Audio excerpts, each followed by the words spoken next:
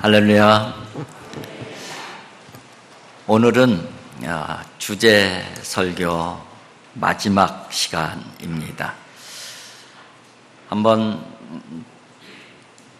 복습을 해보면요, 첫째 주에는 에베소서 말씀을 통해서 새롭게 되는 교회, 무엇으로? 말씀으로. 그래서 우리가 새롭게 되어지는 그 동력이 뭐냐, 에너지가 뭐냐, 영적 에너지가 뭐냐, 말씀이다. 그래서 말씀을 통해서 새로워지자. 그것이 바로 첫 번째 말씀이었습니다. 그 다음에 두 번째 주에는 느헤미야서를 통해서 말씀을 드렸는데, 그러면 이 새롭게 교회를 만들어가는 사람, 하나님께서 어떤 사람을 통해서 만들어 가느냐, 느헤미야라고 하는 한 인물이 소개되어졌죠. 느헤미야에게는 세 가지 모습이 있었어요. 하나는 슬퍼하는 모습,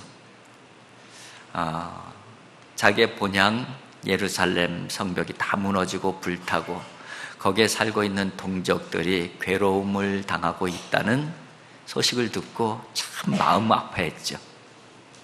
그러니까 시대적 아픔에 동참하는 마음이 있었던 거예요. 그것이 바로 느헤미야의 한 부분이었었고요.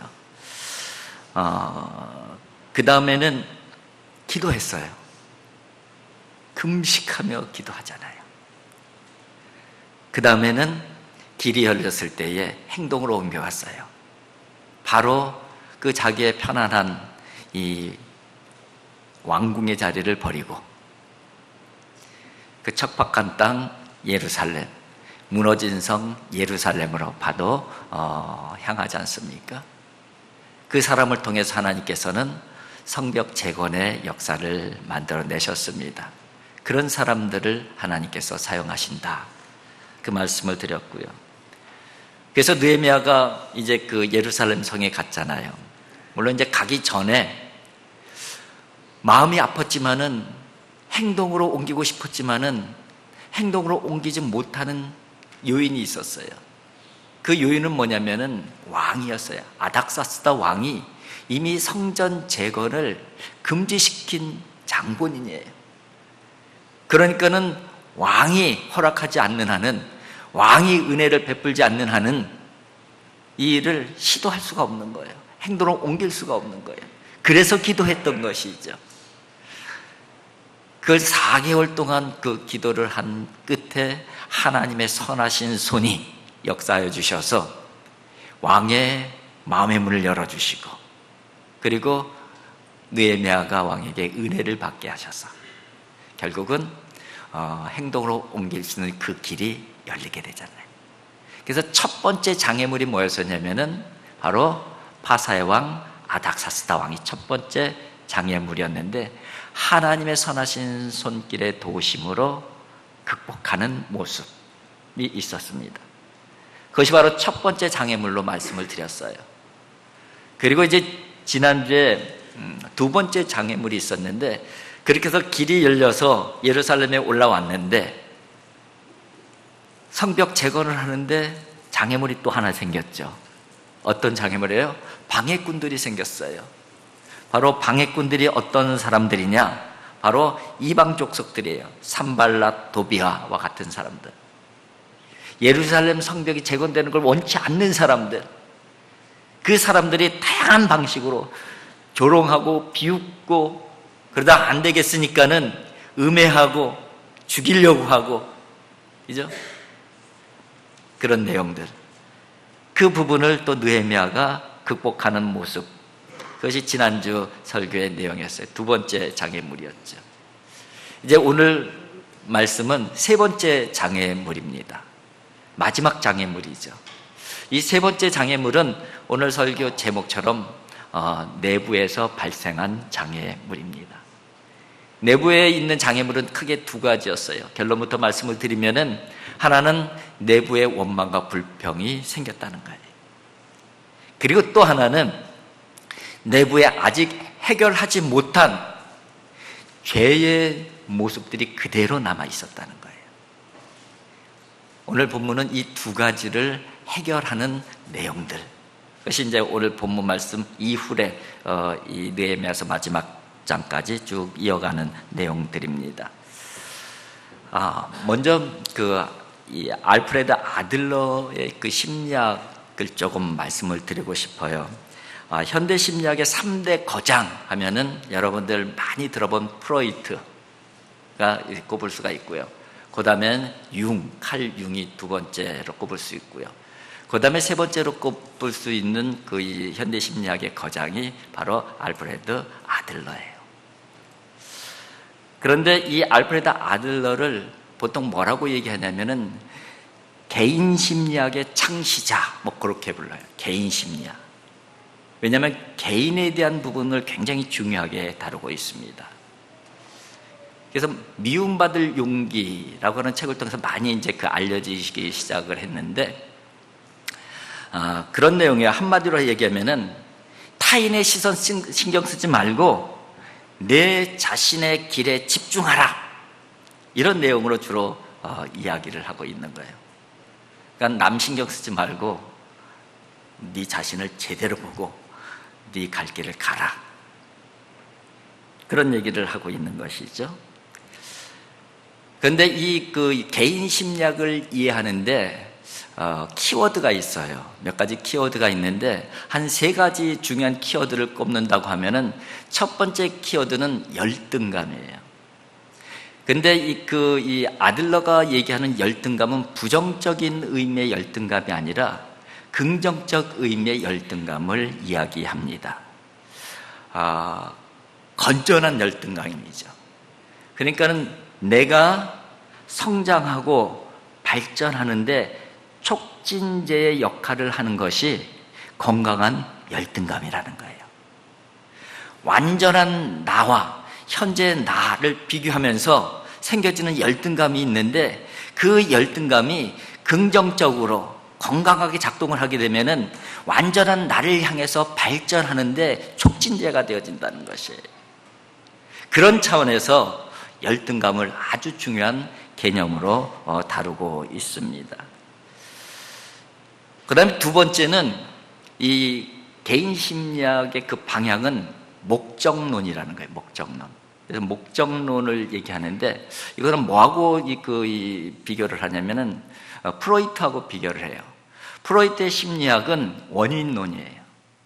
그러니까는 프로이트는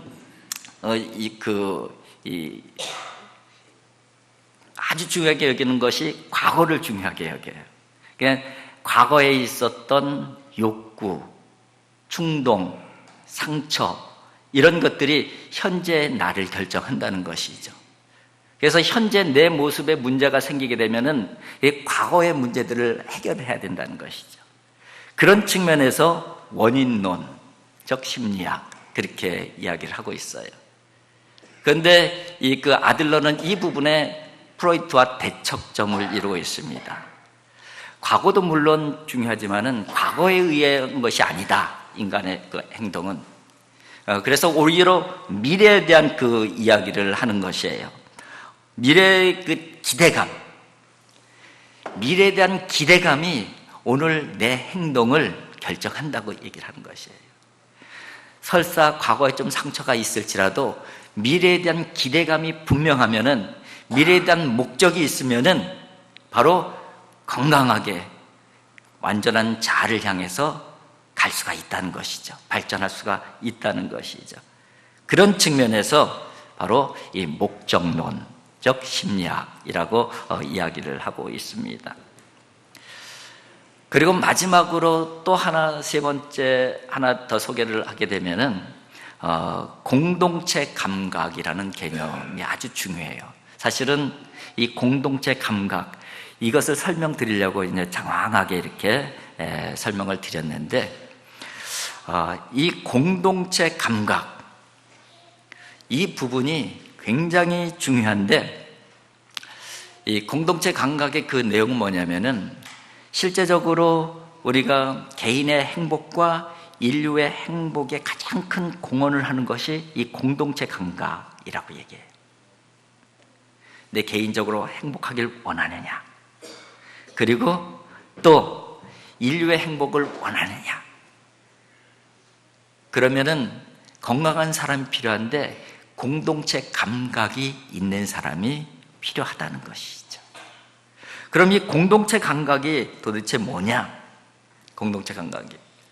그러니까 미움받을 용기, 이 부분들에 대한 얘기를 드렸잖아요. 그러니까 남 신경 쓰지 말고, 남 시선 신경 쓰지 말고 네 길에 집중하라. 그렇게 되면 어떤 오해가 생기냐면요, 그럼 타인과의 관계는 없어도 되느냐? 다른 사람은 무관심해도 되느냐? 그거 얘기를 하는 게 아니라는 거예요. 그러니까 여기에서 타인의 시선에 그 눈치 보지 말라는 그 이야기는 의존적 존재가 되어지지 말라는 거예요. 누구에 의존하면서 사는 것, 이런 존재가 되지 말라는 것이지 타인과의 관계에 무관심을 얘기하는 것이 아닌 것이죠. 그 부분을 잘 설명하는 것이 이 공동체 감각이에요. 공동체 감각. 그런데 이 공동체 감각을 설명하는데 세 가지 관점을 이해를 하면은 좀 정확하게 이해를 하게 되는데요. 그 세 가지 관점이 뭐냐면, 첫 번째가 자기 수용, 그리고 두 번째가 타인 공헌, 세 번째가 타인 신뢰, 그런 개념들을 사용하고 있어요. 자기 수용에 대한 부분은 뭐냐면 자기를 수용할 수 있어야 된다는 거예요. 인간은 누구나 다 열등감이 있다는 거예요. 다소의 열등감이. 근데 이 열등감이 있고 부족함이 있는 나를 있는 그대로 받아들이는 것, 이것이 자기 수용이에요. 있는 그대로 좀 부족하지만, 좀 열등감이 있지만 있는 그대로 그 가치 있는 존재로 받아들이는 것이 중요하다는 거예요. 근데 우린 보통 내가 좀 열등감이 있고 내가 좀 부족함이 느끼면 어때요? 아유, 이 가치 없는 놈, 쓸모없는 놈, 이런 심리가 있다는 거예요. 근데 그게 아니라는 거예요. 좀 부족함은 있지만은, 좀 열등감은 있지만은 있는 그대로의 나는 굉장히 가치 있는 존재라는 거예요. 그것을 수용할 때에 이제 건강한 인간이 되어지는 것이죠. 그 부분이 이제 하나이고요. 그러면은 그런 자기를, 조금 부족하지만은 그래도 가치 있는 나를 받아들이려고 하면은 또 뭐가 있어야 되냐면은, 내가 어떻게 하면 가치 있는 인간으로 느껴질까 하는 부분에 대한 답변인데, 여러분들이 나는 참 가치 있는 사람이야, 이렇게 느껴질 때가 주로 언제입니까? 다른 사람에게 공헌할 때 그런 느낌이 든다는 거예요. 다른 사람들에게 뭔가 좋은 일을 했을 때, 공헌하는 일을 했을 때 나는 내가 참 쓸모있는 인간이야, 내가 가치 있는 인간이야, 이런 느낌이 든다는 거예요. 그래서 자기 수용을 하려고 하면은 반드시 뭐가 있어야 돼요? 타인에 대한 공헌이 있어야 돼요. 타인에 대한 공헌이 있어야지만이 나는 나를 가치 있는 존재로 여겨지고 받아들인다는 거예요. 그럼 여기서 또 하나가 뭐냐면요, 그러면 타인에게 공헌해야 되는데 어떻게 하면 타인에게 공헌하는 삶을 살 수 있는가? 그 부분을 얘기할 때 타인 신뢰로 얘기해요. 누군가를 내가 친구로 생각해야 그 사람을 위해 공헌할 마음이 생기잖아요. 그 사람이 내가 원수처럼 생각하면은, 대적처럼 생각하면은 그 사람을 위해서 공헌하고 싶은 마음이 생기겠어요? 안 생기겠어요? 절대 안 생기죠. 우리가 공헌하고 싶은 마음이 생기는 그 내용은 그 사람이 친구처럼 느껴질 때, 곧 그 사람에 대한 신뢰가 있을 때 공헌하고 싶은 마음이 생긴다는 거예요. 그래서 이 공헌해야지 내가 건강한 자, 쓸모있는 자, 가치 있는 자로 내가 여겨지는데, 그 공헌을 어떻게 하느냐? 다른 사람들을 신뢰하지 생긴다는 거야, 신뢰. 나를 받아들이는 이 개인의 건강이 다른 사람하고 아주 밀접한 관련이 있는 것이죠. 다른 사람에게 공헌해야 되고, 그리고 공헌하려면 다른 사람을 신뢰해야 돼요. 그런데 이런 모습이 없으면 우리에게 주로 생겨나는 것들이 어떤 것이 생겨날까요? 이런 것이 없으면 주로 누군가를 원망하는 마음들이 많이 생겨나게 되죠. 불평하는, 내 자신에 대한 불평하는 마음들이 많이 생겨나죠. 내가 원망하고 내가 불평하고 그 내용들을 보게 되면은 이 세 가지 요소하고 관련이 되어져 있다는 거예요. 나를 가치 있는 나로 받아들이지 못하는 거예요. 그러니까 불평이 생길 수밖에 없죠. 그리고 다른 사람에게 공헌한 것이 없는 거예요. 그러니까는 남 탓이나 하면서 살게 되는 것이잖아요. 원망이 생겨지고. 그러면 다른 사람들 신뢰할 수 없는 것이고, 다른 사람들 신뢰할 수 없게 되면은 또 반대로 공헌하고 싶은 마음이 없어지니까 내 모습이 별로 가치 있는 존재로 느낄 이유들이 없어지는 것이. 원망과 불평, 왜 생겨지는가? 비로 짐작을 할 수 있는 그런 내용들이라고 할 수가 있는 것입니다. 성벽 재건의 역사가 쫙 진행이 잘 됐어요. 근데 지금 뭐가 생기고 있어요? 원망과 불평이 내부에서 생기기 시작했습니다. 근데 오늘 본문 말씀 앞부분 5장 1절부터 쭉 보게 되면은 원망과 불평이 생기게 된 이유들이 기록이 되어져 있어요. 그렇지 않아도 예루살렘의 성 안에 살고 있는 사람들은 경제적으로 굉장히 어렵게 살고 있어요. 다 무너지고, 그죠? 이방 족속들이 계속 공격당하고, 먹고 살기가 참 힘든 상황 가운데 살고 있었어요. 그런데 그런 상황 가운데에 느헤미야라고 하는 사람이 딱 등장을 해갖고선 성벽을 재건해야 된다는 거예요. 믿음으로 해야 된다는 거예요. 그래서 믿음으로 딱딱똘똘 뭉쳤어요. 그래서 쫙 추진해 나갔어요. 그런데 여기에 올인하다 보니까는 가정 경제에 더 큰 문제들이 생겨지는 거예요. 돈을 벌어야지 먹고 살 수 있는데 돈을 안 벌고 그런 가장들이 성벽 재건하는 일 집중하다 보니까 세금을 내야 되는데 세금 낼 돈이 없는 거예요. 그러니까는 이거 큰일 났다. 그래서 결국은 세금 낼 돈 없으니까 빚을 지는 것이죠. 돈 있는 사람들 빚 져갖고 간신히 세금 내는 거예요. 거기까지는 참을 수 있었어요. 그것도 안 되니까는 있었던 밭이나 논이나 집이나 이걸 또 팔아서 사용할 수밖에 없는 거예요. 거기까지도 괜찮았었는데 이제 극단적인 이 가난이 찾아오게 되니까는 자기 자식까지 다른 사람에게 노예로 팔아내는 그런 상황까지 발생을 한 거예요. 하나님의 뜻으로 시작된 성벽 재건의 역사였지만은 삶의 자리가 이렇게 무너지니까 원망이 생기겠어요? 안 생기겠어요? 원망 안 생기는 게 이상한 것이죠. 불평 생기겠어요? 안 생기겠어요? 불평 안 생기는 게 이상한 것이죠. 그래서 불평이 생기기 시작하는 거예요. 원망이 시작돼. 이 문제를 어떻게 해결할까? 느헤미야가 이 문제를 어떻게 해결하는가? 오늘 읽어드린 본문이 바로 느헤미야가 해결하는 방법을 보여주고 있는 것이죠. 느헤미야가 그 사실을 알고선 다 소집을 합니다. 대회를 소집을 해요. 그래서 소집을 해갖고선 꾸짖어요. 누구들을 꾸짖냐면은 바로 귀족들과 고관들을 꾸짖어요. 너희들의 소행이 잘못되었다. 그렇게 막 꾸짖고 있어요. 직접적으로 꾸짖고 있어요.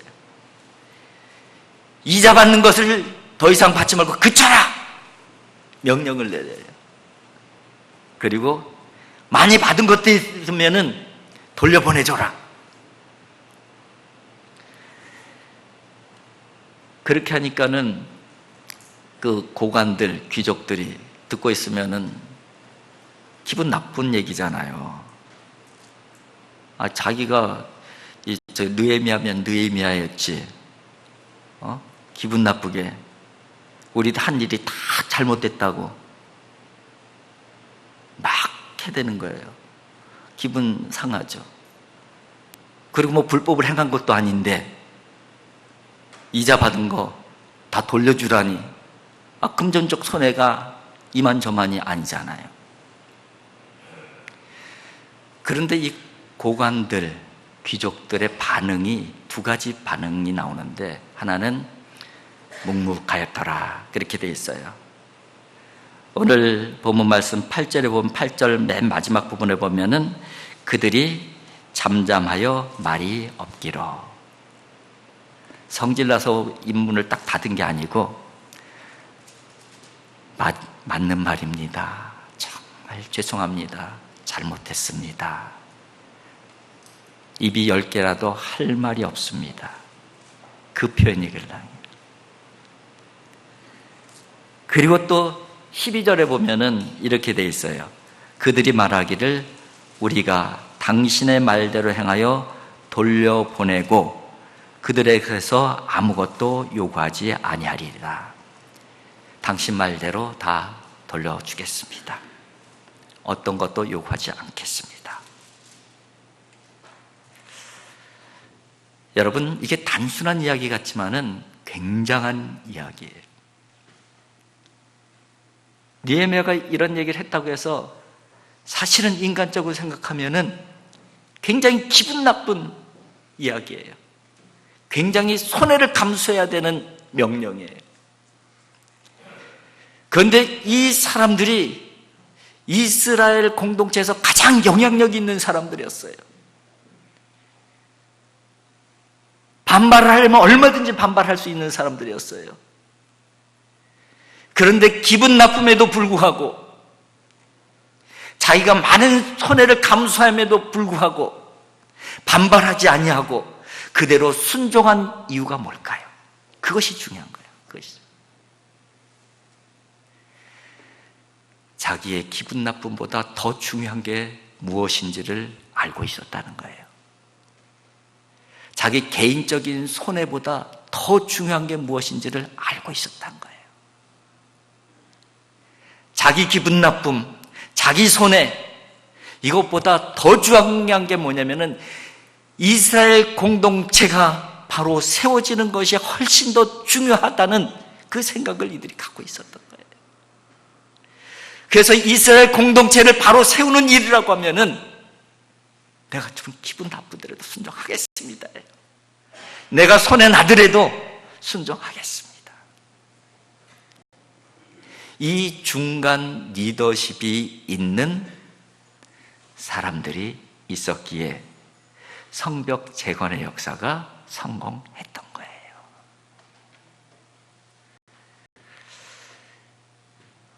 여러분, 이 공동체가 회복되는 것이 굉장히 중요하고 중요한 가치가 되어야 되는 것이죠. 그래서 자기 손해를 감수한 것이잖아요. 어떻게 보면은 타인 공헌을 한 거예요. 왜 타인 공헌을 했을까요? 신뢰감이 있었어요. 첫째는 느헤미야에 대한 신뢰감이 있었고, 근본적으로는 하나님에 대한 신뢰감이 이들에게 있었던 것이죠. 그 신뢰감이 있었기에 자기 손해를 감수하고 기분 나쁨도 감수하고 타인 공헌을 선택할 수 있었던 거예요. 그 결과로 어떻게 되느냐? 오늘 본문 말씀 마지막 13절 마지막 부분을 보면 이렇게 되어 있어요. 회중이 다 아멘하고 여호와를 찬송하고 백성들이 그 말한 대로 행하였더라. 아멘, 찬송, 이게 일어나는 거예요. 지금 뭐가 일어나는 거예요? 공동체가 일어나는 것이죠. 그렇게 해서 성벽 재건의 역사가 마무리되어지는 거예요. 그런데 여기에서 그 느헤미야서가 여기서 끝나질 않아요. 성벽 재건의 역사가 이렇게 끝났으면은 아멘 하고 찬송 성벽 재건 다 했어요. 그러면 느헤미야서가 여기서 끝나야 되잖아요. 근데 끝나지 않아요. 뭔가 남아있다는 것이죠. 그러니까 성벽 재건의 역사는 성벽 재건 자체의 목적이 있는 것이 아니라는 거예요. 그럼 뭐의 목적이 있느냐? 그 성벽 안에 살고 있는 하나님의 백성 됨의 회복.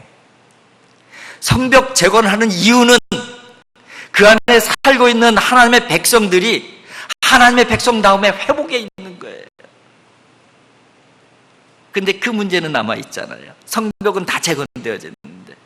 근데 그게 무슨 문제냐면은 그들 안에 아직 남아있는 죄의 문제였어요. 죄.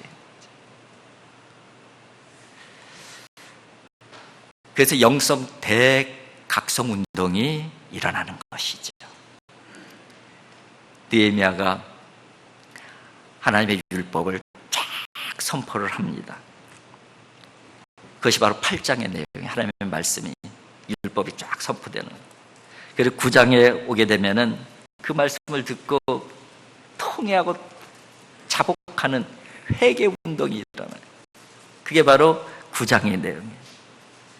그리고 10장에 오게 되면은 백성들이 결단을 해요. 자기들의 모습, 죄된 모습들을 하나하나 체크하면서 그것을 하나님 앞에서 결단을 해요.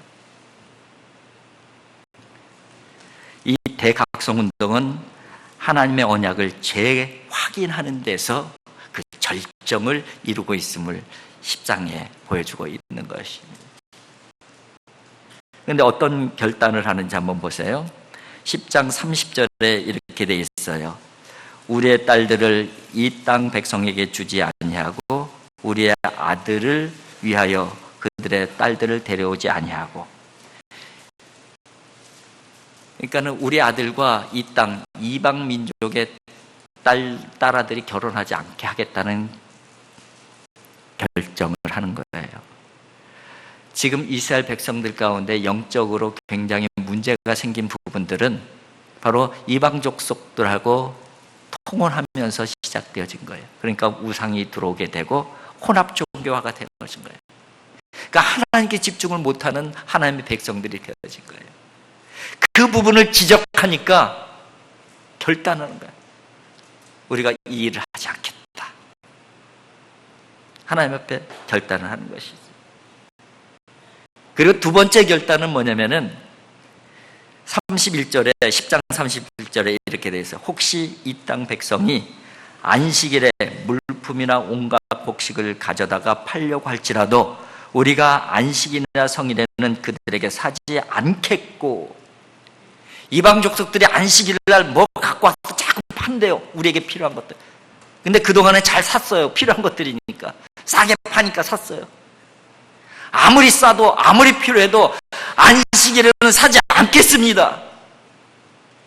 안식일을 안식일답게 지키겠습니다. 그 결단을 한 거예요. 안식일을 안식일답게 지킨다는 것은 뭐예요? 하나님께 집중하겠습니다. 그 결단을 하는 거예요.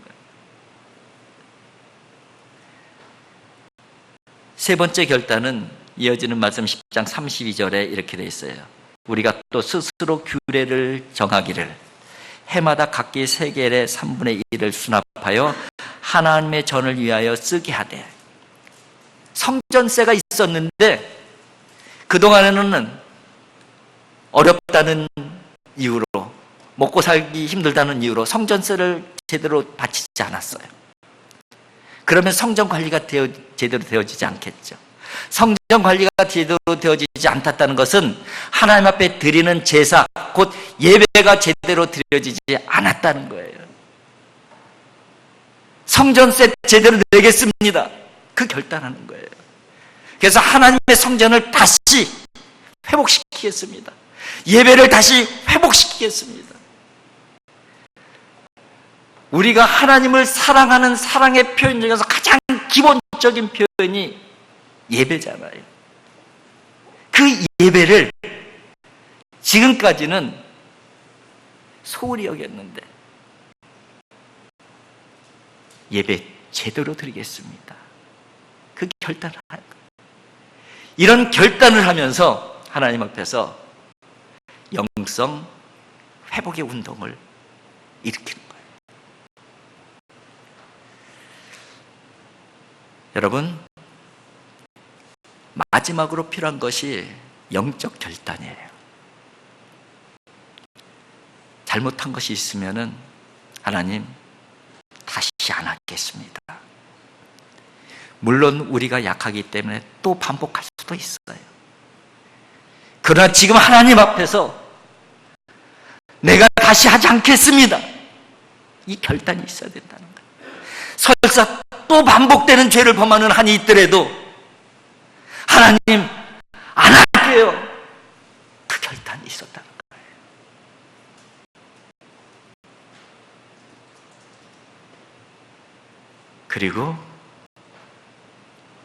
그리고 하나님께 집중할게요.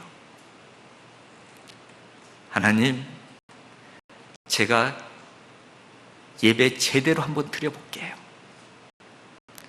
하나님, 그동안에 사는 게 힘들어서 제대로 못했는데 제가 한번 하나님께 집중 한번 해볼게요.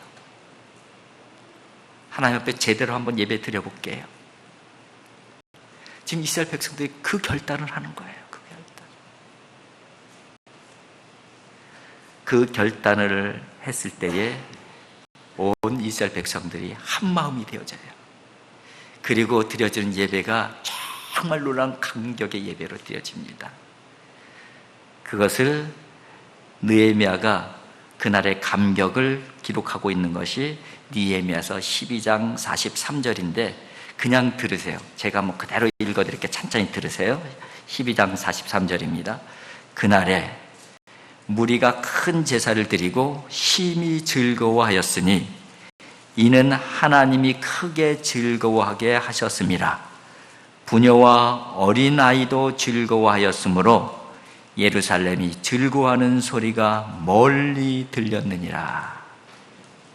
어른아이 할 것 없이 하나님 앞에 예배하면서 즐거워하면서 참석하면서 감동하는 그 소리들이 예루살렘 성 바깥에까지 흘러나가고 있다.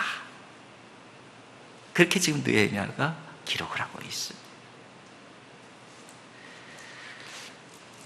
여러분, 이 모습이 바로 우리가 꿈꾸고 있는 우리 내일의 모습이 아니겠습니까? 이것이 바로 새롭게 되어지는 교회, 그 모습이 아니겠어요? 우리 앞에는 크고 작은 장애물들이 반드시 다가오고 지금도 있고 또 다가올 거예요. 그러나 느헤미야가 그리고 그들의 백성들이 어떻게 이 장애들을 극복하며 회복되어져 가고 있는지, 이것이 바로 올 한 해에 우리의 모델이 되어지는 하나님의 말씀이 되어야 될 줄 믿습니다. 저와 여러분들이 그리는 그 내일에 대한 꿈, 바로 우리 모두가 감격하면서 즐거워하면서 찬송하는 소리가 우리 교회 바깥에까지 막 흘러넘치는 이 모습이 바로 우리의 내일의 모습이 되어질 수 있기를 주님의 이름으로 축복을 드립니다. 기도하겠습니다. 사랑의 아버지 하나님, 감사합니다. 우리들의 약함과 부족함과 죄됨들이 있습니다. 그래서 새롭게 되기를 원합니다. 변화되기를 원합니다. 하나님, 참 우리의 힘으로는 할 수가 없습니다. 그래서 하나님의 선하신 손길을 기대하며 기도하며 하나님의 말씀 붙잡고 한 걸음 한 걸음 올 한 해를 출발하였습니다.